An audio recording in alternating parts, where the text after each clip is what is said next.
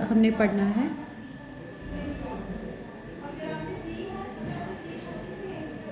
ठीक है, so this is, ये मैंने लास्ट टाइम भी आपको बताया था, ये है flowers on the basis of ovary, तो ये आपको आता है। तो जो फ्लावर्स हैं उसके हिसाब से, जो ओवरी के हिसाब से हम देखेंगे, हाइपोगाइनस, सुपीरियर ओवरी हमने पढ़ा है, पेरीगाइनस एंड एपिगाइनस ओवरी। ठीक है, सो यहाँ पे आप देखो, based on the position of the calyx, corolla and androecium. Calyx and corolla is petals and sepals. Sepals ये होती है sepal, ये होता है petal. Androecium in respect of the ovary on the thalamus. The flowers को हम describe करते हैं hypogynous, perigynous and epigynous.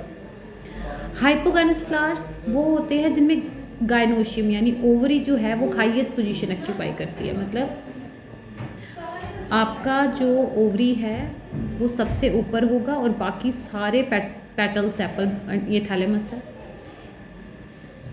तो बाकी सारे ऑर्गन्स उसके नीचे से होंगे, बाकी ये सबसे ऊपर होगी। तो ऐसी ओवरी को हम हाइपोगाइनस या सुपीरियर ओवरी जो है वो बोलते हैं। और इसका एग्जांपल है mustard, China rose and brinjal. Gynoecium is situated in the centre and other parts of the flowers are located in the rim of the thalamus, मतलब बिल्कुल बराबर से निकलेगा, तो ऐसी ओवरी को पेरीगाइनस ओवरी बोलते हैं। द ओवरी, इसको हम हाफ इंफीरियर भी बोलते हैं।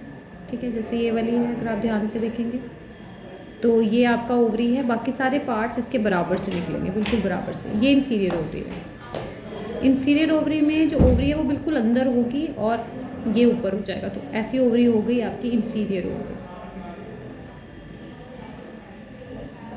ठीक है, सो ऐसी ओवरी को ऐसे लिखेंगे, ये दोनों ओवरीज ऐसे आएंगी और ये वाली ओवरी ऐसे आएगी। सो ये आपको एग्जाम्पल्स याद रखने हैं।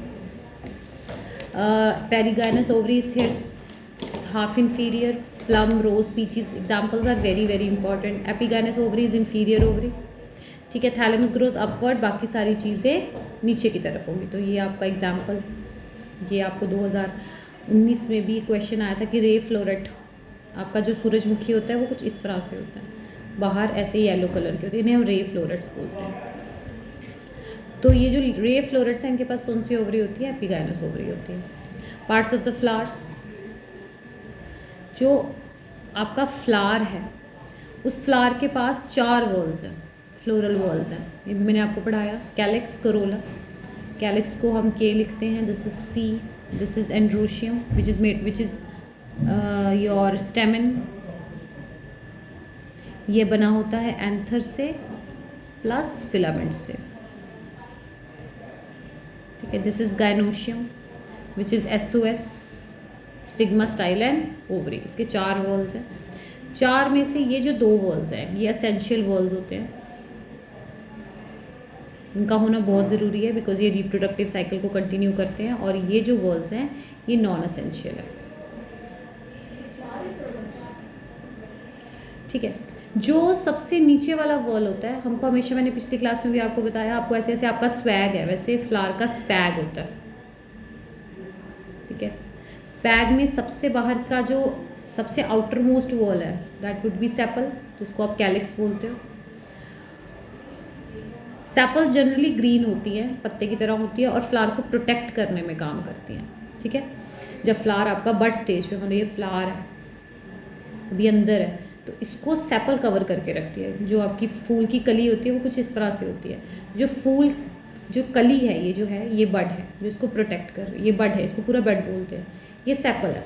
तो सेपल खुलेगा और इसमें से क्या निकलेगा? धीरे धीरे आपका फूल निकलना शुरू करेगा। ठीक है, सो अगर सेपल फ्यूज्ड है तो हम उसे गैमोसेपलस कंडीशन बोलते हैं, सेपल्स यूनाइटेड। और अगर सेपल्स फ्री हैं, मतलब जैसे सेपल्स एक दूसरे के साथ जुड़ी हुई नहीं है, तो उसे हम सेपल्स, ये वर्ड्स आपको, टर्मिनोलॉजी आपको याद रखनी है। अब होता है कोरोला। सी, कोरोला जो होता है उसे हम पेटल्स बोलते हैं, रोज़ की पंखुड़ियाँ लाल कलर की होती हैं। कोरोला ज़्यादातर कलरफुल होता है, और कलरफुल कोरोला जो होगा वो किसके लिए होगा? ताकि कोई इंसेक्ट आए इसके प्रति अट्रैक्ट हो। कोई चीज़ सुंदर होती है तो हम अट्रैक्ट होते हैं। तो इंसेक्ट पॉलिनेशन करवाने के लिए कोरोलास जो होते हैं वो कैसे होते हैं? कलरफुल होते हैं। सो एक बात हमेशा याद रखना, अगर कलरफुल फ्लावर है, सुंदर फ्लावर है, बड़ा फ्लावर है, तो इसका मतलब कि वो चाहता है कि मेरे को कोई इंसेक्ट, मेरे को कोई वो एनिमल से पॉलिनेशन कराना चाहता है। मैं भी अगर किसी फूल के प्रति, यश चोपड़ा ने जितनी भी कहानियाँ लिखी हैं वो सारी फूलों, सुंदर फूलों के हिसाब से लिखी है, पर फूल हमेशा सुंदर नहीं होते, फूल बेरंग भी हो सकते हैं, बट फूल के लिए सबसे ज़रूरी होती है 2 वॉल्स, ये वाली, ये दोनों। It is not necessary. हवा से भी पॉलिनेशन होती है, जो हवा है, हवा को कोई फ़र्क नहीं पता चलता है सुंदर है नहीं है, ठीक है, ये याद रखना है आपको, ठीक है। करोला जो है वो पेटल से बना होता है। पेटल्स यूजुअली ब्राइटली कलर्ड होती है to attract the insects for the pollination. Like calyx corolla में भी ऑल्सो यूनाइटेड, तो हम उसे गैमोपेटलस बोलेंगे,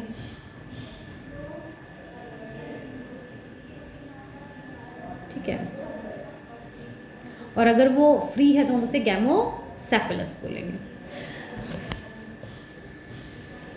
gamopetalous condition and petals are united, और polypetalous conditions, petals are free. अब पेटल के बहुत सारे आपके पास पेटल बहुत तरीके से डिफरेंट शेप्स होती हैं, जैसे shape of the and colour of the corolla very gently in the plants. Corolla में भी tubular, bell shape, funnel shape, ये सब आपने देखा होगा। फिर क्वेश्चन आता है aestivation. This is again a 5 marks question. What is aestivation, ये बहुत बारी आता है। एस्टिवेशन का मतलब है कि भाई एक फूल में the mode of arrangement of sepal and petal in the floral bud with respect to other members of the same whorl is known as estivation। तो ये आपके पास यहाँ पे डेफिनेशन आ गई। कहने का मतलब है कि सेपल और पेटल की अरेंजमेंट कैसी है अदर वॉल्स से with respect to other members. Other members में क्या आएगा, एंड्रोशियम एंड गोइनोशियम, कि भाई सेपल और पेटल किस तरह से अरेंज है, इसे हम एस्टिवेशन बोलते हैं। एस्टिवेशन के टाइप्स देख लीजिए, यहाँ से आपको 5 मार्क्स का क्वेश्चन मिलेगा। The main types of the aestivations are valvate, twisted, imbricate और वेक्सिलरी। ये 4 आपको याद रखनी है, 2, 3 और 4। अब ध्यान से सुनो, कहते हैं अब आपने कैसे करना है, 1, 2, 3, 4 लिखना है, फिर 1 को उठाना है और उसके बारे में लिखना है। अब पहली एस्टिवेशन को क्या कहते हैं, जो मैंने आपको उस दिन भी बताया था, जब फ्लोरल डायग्राम होता है तो सेपल जो होती है उसको हम कुछ इस तरह से बनाते हैं और पेटल का अरेंजमेंट कुछ इस तरह से होता है। तो कहता है जब सेपल्स और petals in a world just touch one another, एक दूसरे को जस्ट टच करें, मतलब इस तरह से टच नहीं भी करे बट एक दूसरे के साथ सटके जा रही है, बिल्कुल ऐसे। देखो फिर से देखो, मैं आपको दिखाती हूँ इसका diagram. If you can see this, ये फूल है, इसमें आप ध्यान से देखेंगे ये आपका सेपल या पेटल जो भी है, तो ये एक दूसरे के साथ यहाँ पे देखो ये ओवरलैप हो रहा है, यहाँ पे ओवरलैप हो रहा है, यहाँ पे ओवरलैप हो रहा है। जब सेपल या पेटल एक दूसरे के साथ सट के जा रही है, टच करे ना करे बट हाँ एक दूसरे, मान लीजिए टच भी हो सकती थी, ऐसे टच भी हो सकती है। जब ये टच हो गई तो 5 सेपल्स टच हो रही है बट इस तरह से टच हो रही है। वेलवेट होता है बिल्कुल स्मूथ, यहाँ पे कोई बिल्कुल एक दूसरे के बराबर जा रही है, हम इसको बोलते हैं वेलवेट एस्टिवेशन। ये कौन सी एस्टिवेशन है, वेलवेट, है ना। अब वेलवेट, ये जो कंडीशन है दिस इज पॉलीपेटलस कंडीशन। मान लो अगर ये पेटल है तो दिस इज पॉलीपेटलस कंडीशन। क्यों, क्योंकि पेटल्स 1, 2, 3, 4, 5 है, पर 5 पेटल एक दूसरे को टच नहीं कर रही है, वेलवेट एस्टिवेशन में है, एक दूसरे के ऊपर ओवरलैप नहीं कर रही है। बट अगर मैंने बोला होता ये गैमोपेटलस होती तो एक दूसरे को क्या करती, टच करती, समझे। सो ये आपको याद रखना। अगर आपसे बोला जाएगा 5 पेटल, 5 पेटल, पर इनके पास वेलवेट एस्टिवेशन है और ये फ्यूज्ड है, वेलवेट एस्टिवेशन और फ्यूज,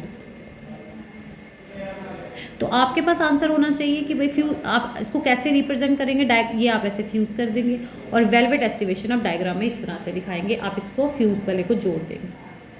ये जो कंडीशन इन्होंने बनाई है दिस इज K5, पर ये पॉलीपेटलस कंडीशन है तो फ्यूज वाला ब्रैकेट वाला सिग्नेचर नहीं आएगा।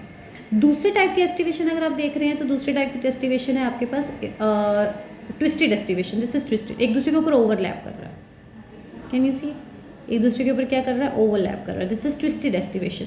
अब इस एस्टिवेशन में भी आपके पास कितने पेटल्स हैं, 1, 2, 3, 4 और 5, तो 5 पेटल्स पॉलीपेटलस कंडीशन। पॉलीपेटलस क्यों, ट्विस्टेड एस्टिवेशन है पर कैसी कंडीशन है, पॉलीपेटलस, क्योंकि एक दूसरे के साथ जुड़ा हुआ नहीं है। अगर एक बोलते हैं गैमोपेटलस तो आप एक दूसरे के साथ इसको जोड़ना पड़ता है आपको ऐसे, ठीक है, ये आपको ध्यान रखना है। थर्ड कंडीशन आती है इम्ब्रिकेट कंडीशन। आप इम्ब्रिकेट में देखिए यहाँ पे 2 पेटल्स, एक पेटल पूरी अंदर है, एक पेटल पूरी बाहर है ना। मैं इसको ऐसे लिखती हूँ 1, एक पेटल पूरी अंदर, एक पेटल पूरी बाहर, 1 + 1 मैं लिखती हूँ इस तरीके से, और बाकी 3 अंदर बाहर है, 1 + 1 + 3, आप ऐसे लिख सकते हैं। ऐसे याद रखना, ये तरीका है याद करने का। इम्ब्रिकेट में 1 पूरी बाहर, फुल पूरी बाहर, फुल पूरी अंदर, और 3 हाफ इनसाइड हाफ आउटसाइड। अगर आपको याद करना, आप इस तरीके से याद कर सकते हो। तो दिस इज इम्ब्रिकेट एस्टिवेशन। देखो ये पूरी अंदर की तरफ है, ये वाला पूरा बाहर की तरफ है, और ये वाला हाफ अंदर हाफ बाहर, हाफ अंदर हाफ बाहर। आपको ऐसे याद करना पड़ेगा। सबसे इंपॉर्टेंट एस्टिवेशन में से ये वाला आता है, नीट में बहुत बार इस पे क्वेश्चन आता है। This is called vexillary aestivation, या हम इसको पेपिलोनोशियस एस्टिवेशन बोलते हैं। इसमें भी 5 है, पर 5 में एक देखो पेटल कितना बड़ा है, एक बड़ा प्लस 2 ऐसे हैं, और फिर ये 2 आगे छोटे, पर ये एक दूसरे के साथ जुड़े हुए हैं। तो ये भी 5 है, पर 5 की एस्टिवेशन कैसी है, देखो ध्यान से एक बार पढ़ लेते हैं। When sepal or petal in a whorl just touch one another at the margin without overlapping, जैसे कि Calotropis, examples are very important. Calotropis है, it is set to be valvate aestivation. अगर margin of the appendage overlaps that of the next one, अगर एक दूसरे को overlap कर रहा है, तो इसे हम क्या बोलते हैं, ट्विस्टेड एस्टिवेशन, जैसे कि लेडी फिंगर कॉटन में होता है। अगर मार्जिन ऑफ सेपल्स और petals overlap one another but not in any particular direction, मैंने आपको इसका एक बाहर है, एक पूरा अंदर है, एक अंदर बाहर है, ये वाली एस्टिवेशन, ये आपको दिखेगा केसिया में और गुलमोहर में। इस एस्टिवेशन को इम्ब्रिकेट एस्टिवेशन बोलते हैं। मटर में, और दिस इज़ वेरी इंपॉर्टेंट, तो यहाँ से आपको 5 मार्क्स बहुत अच्छी तरह से मिलेंगे, कहीं और जाने की ज़रूरत नहीं है। अगर आप यहाँ से भी लिखते हैं तो बहुत अच्छा मिल जाएगा आपको। मटर की फैमिली और बीन की फैमिली में 5 पेटल्स होते हैं। सबसे बड़ी पेटल, इसको आप अपने एनसीईआरटी में ही मार्क करो, लार्जेस्ट पेटल को हम क्या बोलते हैं, standard. Overlap the 2 lateral petals, ये 2 हैं, इसे हम विंग्स बोलते हैं। Which in turn overlap the 2 smallest petals, ये सबसे नीचे वाले, इन्हें हम कील बोलते हैं, जो कि एक दूसरे के साथ क्या है, फ्यूज्ड है। ऐसी एस्टिवेशन को वेक्सिलरी या पेपिलोनोशियस एस्टिवेशन बोलते हैं। तो 5 नंबर आपको यहाँ से मिल जाएंगे। This is aestivation. ठीक है, तो ये हमने कौन कौन से टॉपिक पढ़ दिए, एस्टिवेशन पढ़ा, सेकंड फ्लावर पढ़ा। अब एक रह जाएगा हमारे पास आपका, 2 टॉपिक रहेंगे, फ्रूट और सीड हमने पढ़ लिया है, और एक रहेगा प्रेजेंटेशन। तो ये मैं नेक्स्ट वीडियो में आपको भेजूंगी, छोटी सी वीडियो से आपको क्लियर हो जाएगा। ठीक है, थैंक यू।